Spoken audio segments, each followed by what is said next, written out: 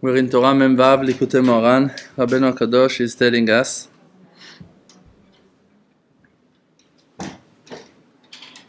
that when the person is hitting one hand to the other, clapping his hand in the time of prayer, על ידי זה, by that, ותורתך לא שכחתי. By that he remembers the rules of the Torah. He will not going to forget the wisdom of Hashem. כי השכחה הוא מוחין דקטנות, because to forget, הוא מוחין דקטנות. It's narrow-minded, not to remember. What do you mean, what Rabbeinu means not to remember? Not to remember Hashem. In every situation in life, let's say now your husband tells you something, your friend tells you something, your boss tells you something. If you forget that there is Hashem Yitbarach in the world, so it's narrow-minded. You don't see the whole picture. You're just stuck with some details, some information, and you don't see the whole wisdom of it. So when the person really is connecting himself to the wisdom of all things, he's really looking into the depths of all things. He's looking into the inner truth of reality.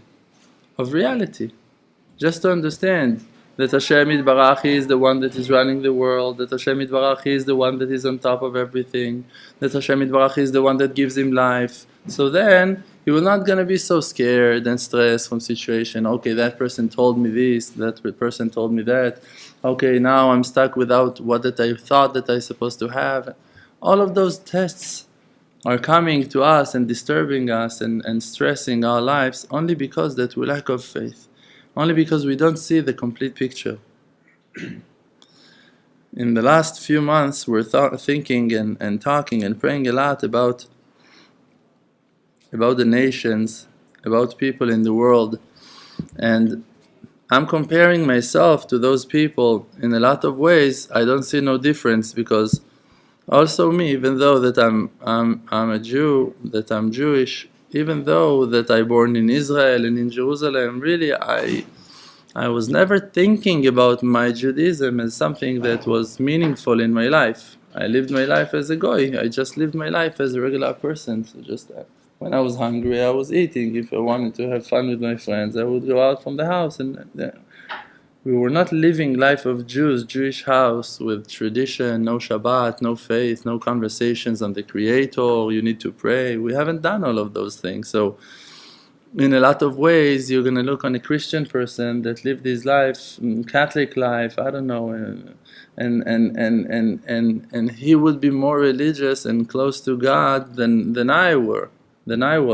we were as secular, because we never thought, God never crossed our minds. And you have little Christian children that are believers and going and talking like, Rav Shalom Arush told once a story that he met a very important person named Priest Philip, that he is a leader in South Africa, that is leading all of his community over there to be like Noachites, like really to believe in the way of Hashem, Elokei Israel, God of Am Israel.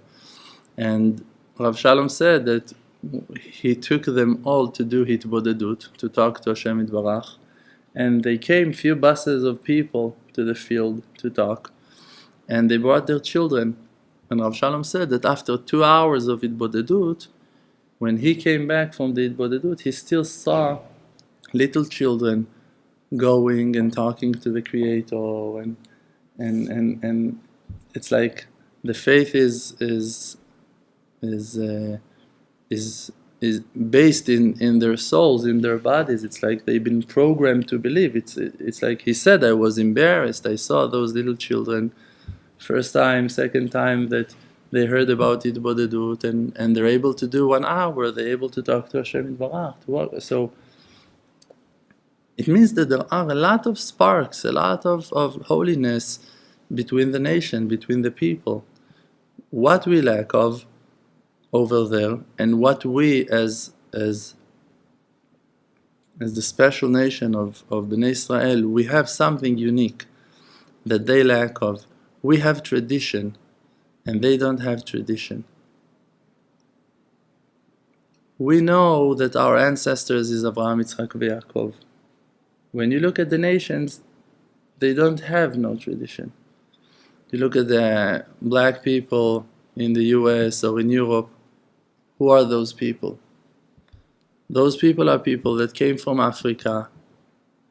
They were natives over there in Africa. They lived their life worshipping idols and maybe even believed in the big spirit or whatever. They were something else, and they've been kidnapped and been forced to move to the US and to Europe as slaves.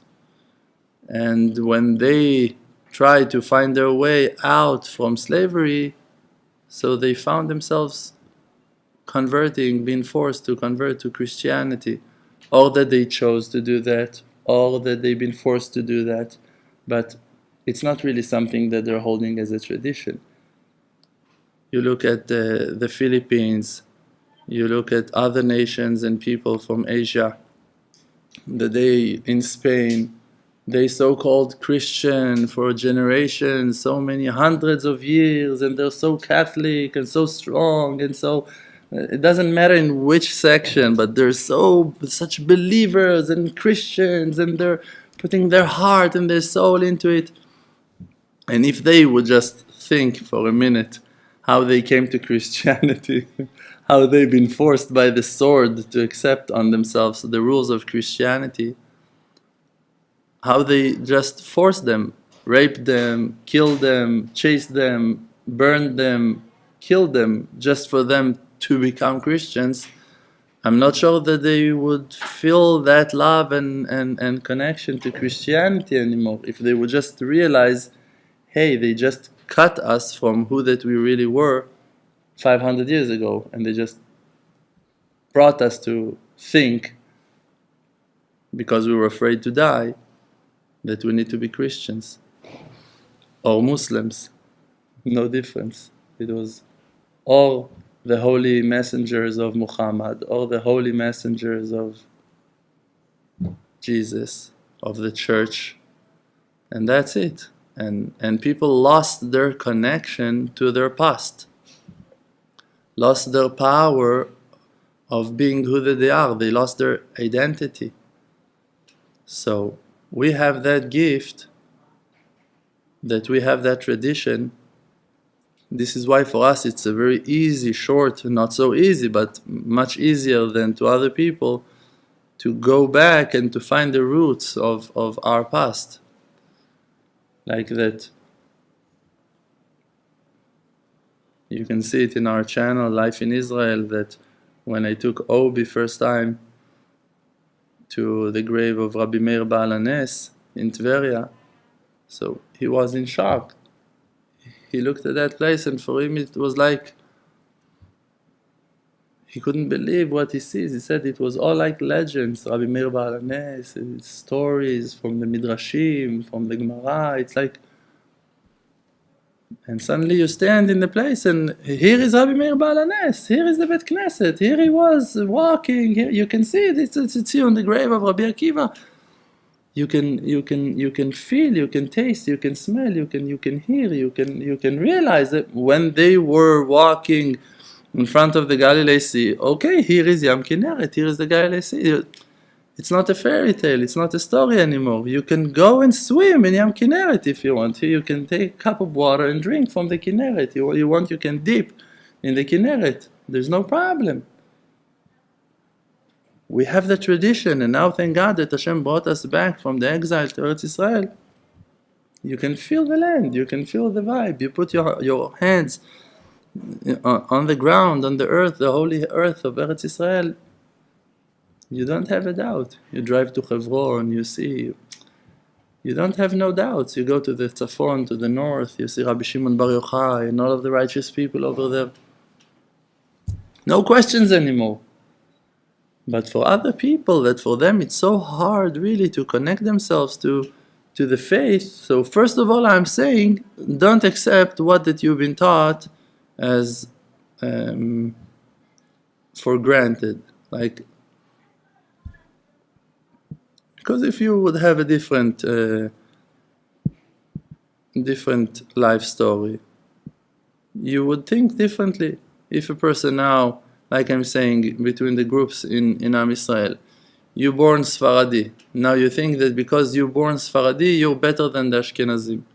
And if you would born Ashkenazi, so because that you're arrogant, for sure you would think that to be Ashkenazi it's better than to be Sfaradi. It's not really the Ashkenazi is better or the Sfaradi is better, it's just that you're arrogant. So whoever that you are, you think that you are superior, that you're higher, that you're greater.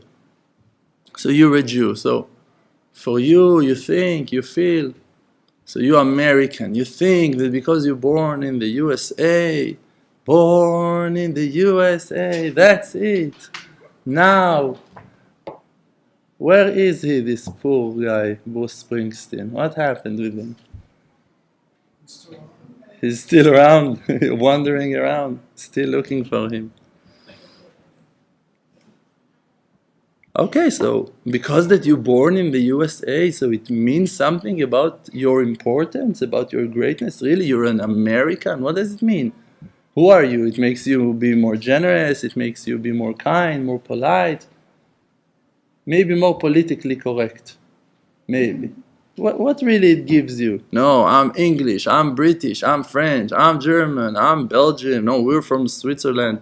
What's that? It doesn't mean anything. It really doesn't have no meaning. It doesn't really have no meaning because Rahman Ali Babai, the creator, he wants the heart. So it depends where your heart is at. How nice you are, how kind you are, how generous you are, how sweet you are, how polite you are, how loving kind person you are, how much you care and how much you pray and how much faith you have. That's what is really important. So not to receive the truths that people are telling us that they are the ultimate truth. No, to believe in Jesus, to believe in God. You have so many contradictions. You have so many contradictions. A few days ago, I heard a lecture, a speech of that famous black leader, Malcolm X, that he was a very powerful leader. And he is talking and explaining, and I don't have a problem with all of those methods. I'm open to listen and to hear. But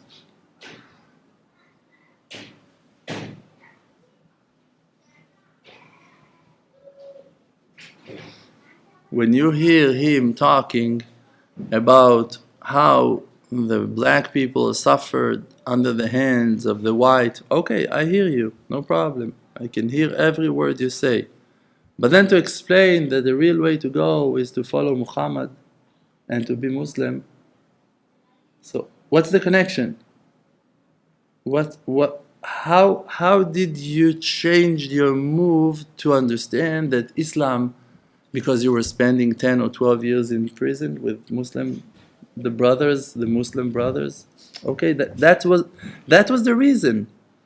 It's not coming out of it. I'm not saying Chas v'Shalom to say bad things about him or about no one, but really just we need to understand that the real deep understanding will not going to bring you not to the Islam and not to Christianity and not even to Judaism, that it's the most ancient religion. It's not that. The real investigation is going to bring you to find yourself, and then you're going to wake up to find your real path in life. And then the religion doesn't have no importance anymore.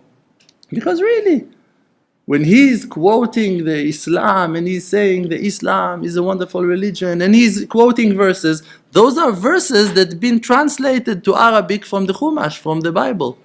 It's not Quran. It's not really Quran. He's saying verses from the Quran, and I hear those verses that have been translated to Arabic from the Chumash. So really, he found amazing verses in the Quran.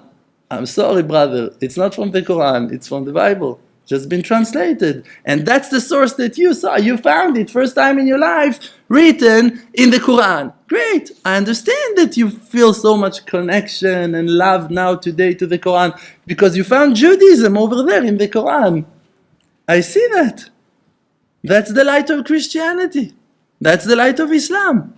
They took the good that they realized, that they understood, that they were able to translate, and they brought it again in a new edition to the nations. If one nation, if now the Islam tried to conquer the Arabic nations, the Ishmaelim nations and people, you cannot tell those people not to eat or to drink from the milk of the camel. You cannot, because that is their animal. That's something that you will not gonna, if you're gonna tell them no, they're not gonna listen to you.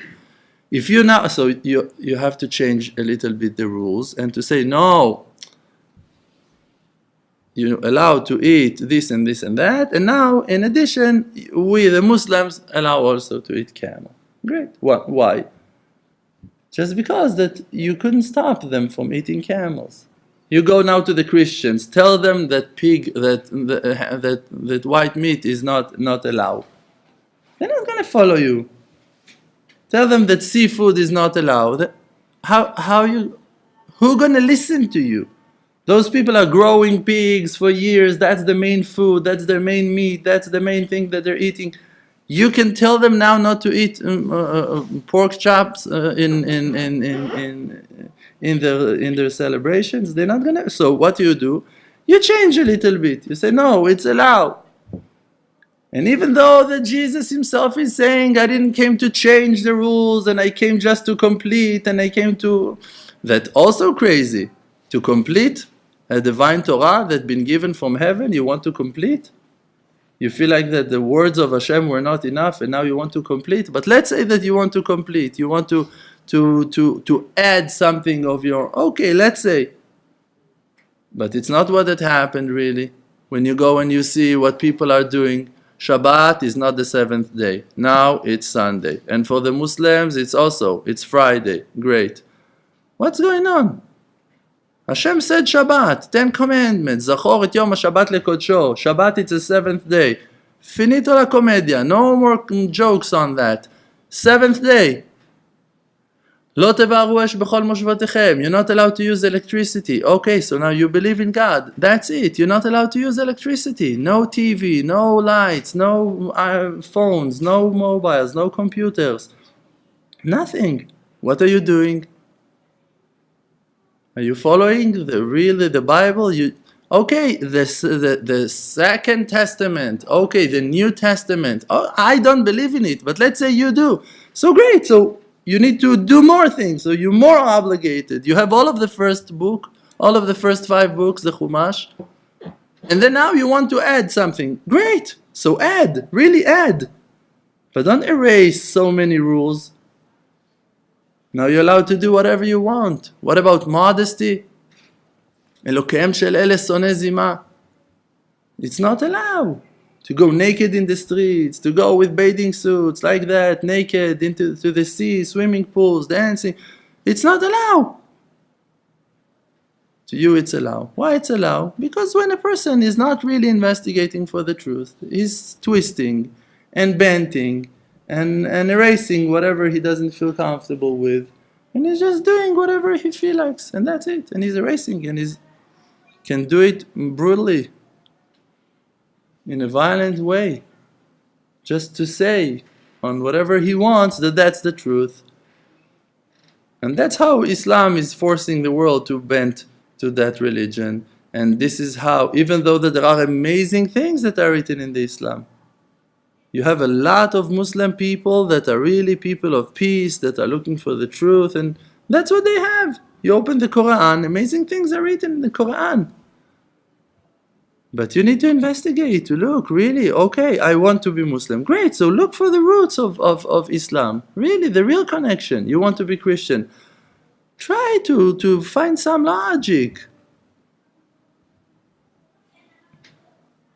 Jesus, he was the son of Miriam. He wasn't the son of Miriam. He is from the family of Beit David, from the tribe of Yehuda, or he was not. Who was his father? He had a father, he didn't have a father. Ruach HaKodesh, Divine Spirit, Hashem was his father. Okay, so Hashem was his father, or he is Hashem. Now, what do you say? He is God himself. Who is he? Try to investigate a little bit. If he is God, so why he is suffering as a human being? And if he is a human being, so why people are claiming that he is going to be a God? If he is a God, so why he needs to pray to God? Why he's praying? And if he's praying and he's so righteous, so why he's not being answered? And why, if he's saying to everyone that they need to give the other cheek, so why when he's been humiliated and insulted and hurt, so he's cursing the one that are doing it? Even he himself is not giving the other cheek. And his students and his followers for sure didn't give the other cheek. They were cutting heads. So what's going on here? Is that the right way? It's going to finish only with a deep investigation, that you're going to look deep into the roots of your own soul and try to call Hashem and say, please, Ribono Shel Olam, who am I in all of this crazy story? Who am I? What's my faith? What are my roots? So someone converted my great-grandfather to be Muslim. Does it make that religion to be the religion of truth? Someone converted my great-grandmother to be Christian. Does it mean that Christianity is the ultimate truth just because someone converted my grandmother? So like I said, we have our tradition, so it's helping us. But also, as people that have tradition, we were also cut from it. So we're also making that inner search of finding the roots of our souls. Some person asked me last week about a certain halakha, and he asked me, are you keeping that halakha? So I told him, I'm trying to keep it, but sometimes it's too much. I'm not always able to bring myself to keep that halakha completely. So he said, so what? Are you doing whatever you want? So I told him, yes. Exactly. Of course. You think I'm serving God out of fear? Because someone is forcing me? I'm doing as much as I can. Kol asher timtza yadcha bekochacha aseh. As much as you can to do with the powers that God gave you, you do. And you do because you want to do. Not because someone is standing with a sword above your head, with a gun to your head. Only because that you want. Only because that you love. For sure. There's no lacking in that. People are afraid. People are terrified. People are not connected to their inner source, to the roots of their souls. And then they become to be some kind of what they've been told that you need to be. I'm telling you, drop everything and go back to the roots of your souls. What that you're going to find over there, it's your holy, holy soul, your inner connection to spirituality, to the Almighty, to the Creator, to the real Creator. And then you will be able to have a relationship with Him. Then you will be able to love Him, to count on Him, to trust Him, to talk to Him. Like you talk to someone that you count on, someone that you love, someone that you know that loves you. When you're going to do that, so God already going to show you the right path for you. If it's going to be through Islam, through Christianity, through meditation, Vipassana, whatever. In South America, you can also take drugs and finding your connection. Peyote, datura, I know what. You can do some kinds of cactus, whatever. Go, you can try. I'm telling you, I'm not afraid of those things.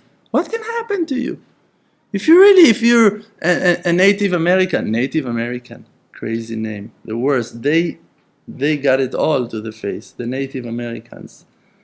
With them, they completely been erased from the map.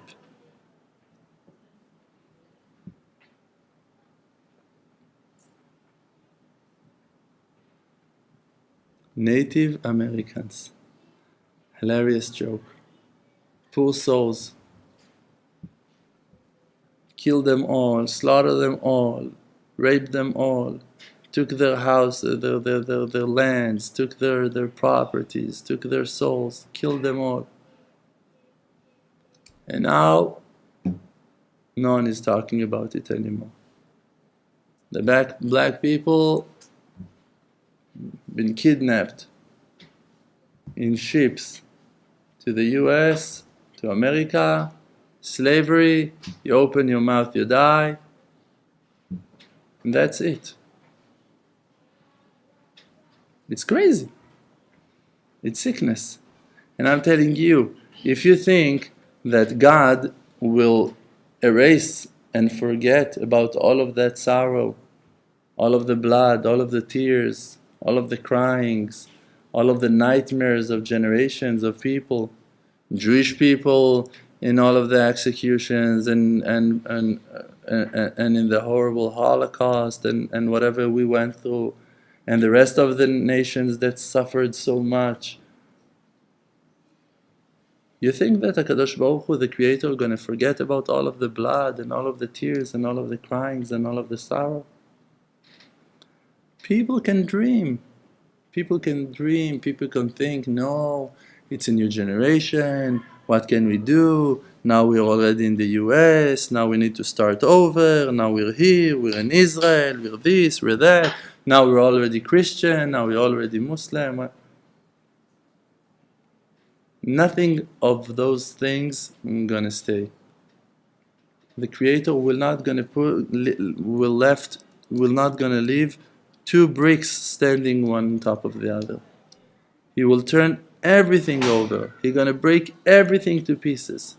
He's gonna bring 100% of the truth back to the surface. No lie will stay. Nothing will be hidden. In the day to come, in the future to come, only the truth gonna be revealed. Only the truth. Crazy tests that we went through as nations, as people, as families, as tribes, as individuals, only the truth, 100% of the truth gonna be revealed. Who is the real Creator? Who is the real God? Who holds the real wisdom? Who were you in the time of difficulties, in the exiles, in the suffering, in the darkness? Were you betraying yourself? Were you honest to yourself? Were you betraying your nation? Were you honest to your nation? Were you loyal? Were you straight? Or if you were a liar, if you were a traitor, if you betrayed your own people, your own country, your own family, your own tribe. Hakol yavo b'mishpat. Everything gonna come in trial. Everything. Every person, every one of us will stand in a trial and gonna answer. Under oath, gonna answer. We're not gonna be able to lie. We're not gonna be able. You will not gonna be able to lie because your soul gonna testify against you. If you're gonna try to lie, your soul gonna speak from your mouth. And you will not gonna be able to lie. They're gonna ask you and the truth gonna be answered from your mouth. If you were a coward, if you were afraid, if you were running away from commitment, from the truth, and you were selling your brothers, and you were selling your family, and you were selling your belief and your truth, because you were afraid, because you had your fears, your anxieties, because you had your stress, because you didn't know, no problem. The truth is going to reveal itself.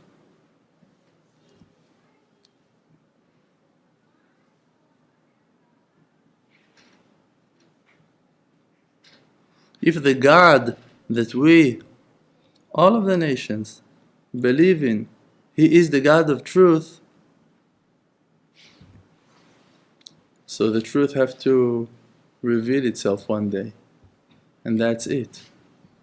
And when the truth is going to reveal itself, it will not going to be important anymore if you're born in Iran, in Iraq, in Colombia, in Manhattan, in England, in France, or in Israel.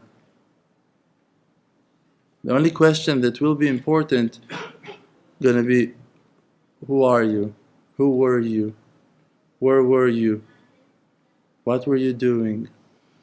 How were you acting? How were you behaving?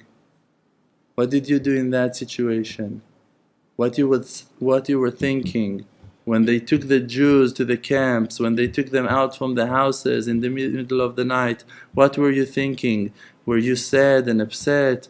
Did you want to save them? or you couldn't, or maybe you were happy in your heart. Were you happy when they take them? When you saw those black people going and suffering and being tortured, where were your heart? Where was your heart? Were you happy or you were sad? Did you try to fight for them, for justice, or that you were too afraid for moving your fingers? Maybe you were happy. Maybe you felt like, oh, they deserve that, they're black, no, they're Jews, they're Arabs, they're Chinese, oh yes. Who were you? All of those questions gonna be answered. And the truth gonna be a witness for itself. This is why we need to work on ourselves today to fix it all. To be people of truth. The ultimate truth, 100% truth. No matter of no considerations. You're gonna lose your job, you're gonna lose your family, you're gonna lose your honor, you're gonna lose your wealth. What the truth is. Is it the truth that you're cheap and this is why you're not donating? You're going to answer that question. Maybe today you feel like you can avoid, but tomorrow they're going to ask you the same question in heaven, and then you're going to have to answer and to pay for your mistakes. Were you really that man of peace that everyone thought that you are? All of your neighbors, all of your colleagues, friends to work. What does your children think about you? What your wife have to say about you? Were you that angel that everyone thought that you were? Or that inside the house you were a demon? You were terrorizing everyone and making everyone scared and afraid of you, and you were threatening and you were violent. What the truth? Besod even tizak mikir. That the stones, the bricks are gonna scream, gonna testify on you. Things that you cannot imagine. You think to yourself, no one sees me. The stone sees you. The stones, the wall, the paint, gonna testify on you. The table, that you were banging on that table in Shabbos, that table gonna say, yes, he was hitting me in Shabbos when he was angry. He was worshipping idols on me. He took the altar of Hashem Yitbarach and made it for his angers. All kinds of hell controlled me in that Shabbos. The table gonna talk. No one gonna ask you even. Don't need your testament. Don't need your opinion. The truth gonna answer. This is why we need to work on ourselves. To be who that we are. And to look and to investigate. And to try to find the connection to reality. To the truth. To the bottom, to the real truth. No one else can guide you and tell you what the real truth is. The real truth is inside, and you need to find that. This is why it's not important today if you're Muslim, if you're Christian, if you're a Jew, if you're Ashkenazi, Sfaradi, if you're whatever you are, from which nation, it's not important. Because none of those truths that you've been told is not the truth, is not the real truth. The only truth is what that you're going to find when you're going to close your eyes and going to start observing and looking into your pnimiyut, into your inside. Then the truth is going to start talking to you from inside, from your soul. Stop being religious. Start being yourself. Stop being functioning and running and obeying and keeping the obligations and fulfilling your mission and start be loyal to the truth. Start be a real person of faith, a real believer that is not moving to the sides, not for money and not because of fear, not when he's scared and not when he's got lusts and desires. No. It's better to die as a man of truth than to live all of your life as a liar.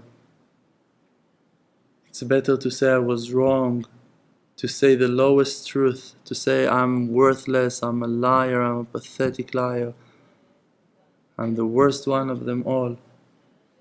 It's better, it's nicer, it's beautiful, it's amazing, it's inspiring to hear you admitting on your weaknesses and saying the truth. Then if you're going to justify yourself all of your life and hide yourself and make up and no, you don't know, someone was someone else, and blaming everyone else and trying to avoid responsibility, say I was wrong. Say yes, I failed big time, I failed, I messed up big time. Say the truth, it's beautiful, it's sweet. Now there's someone to communicate with. When you're lying, you're not with Hashem. You're not with the Creator, no matter how nice gonna be that lie. You're not with Hashem. God is not with you. He's not helping you when you're lying. So stop lying. Stop. Handbrake, stop. In the side of the road, stop. Say to Hashem, Father in heaven, I'm sorry. I lied all of my life. Until today I was lying to myself, that's it. I stopped lying to myself. I want to love you. I want to be innocent again. I want to be pure again. I'm not supposed to work for people because of my fears, because of my anxieties, because of the stress that they're putting on me. No, I don't want that. I don't want to be a slave of my husbands. I don't want to be a slave of my wife. I don't want to be a slave of my parents, of my boss, of my bank, of the lawyer, of the government, of the city.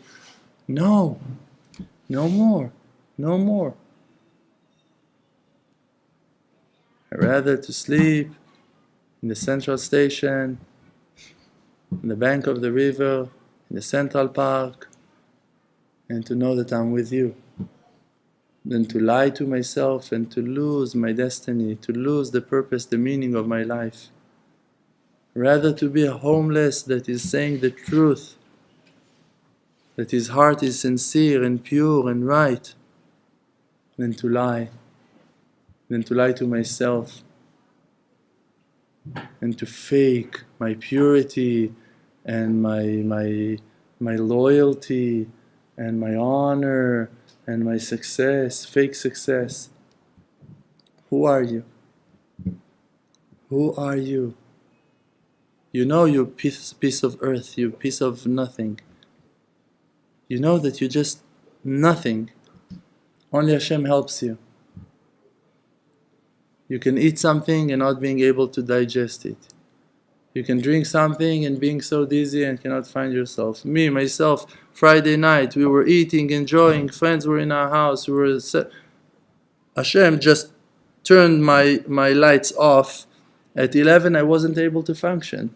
I wasn't drunk, I wasn't dizzy, I was nothing. I was just not able to function. I apologized to my guests, I told them I'm sorry, I have to go to sleep. Hashem turned off my lights.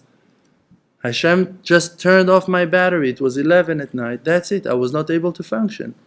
I could want to function. I could want to be the best host. I wasn't able.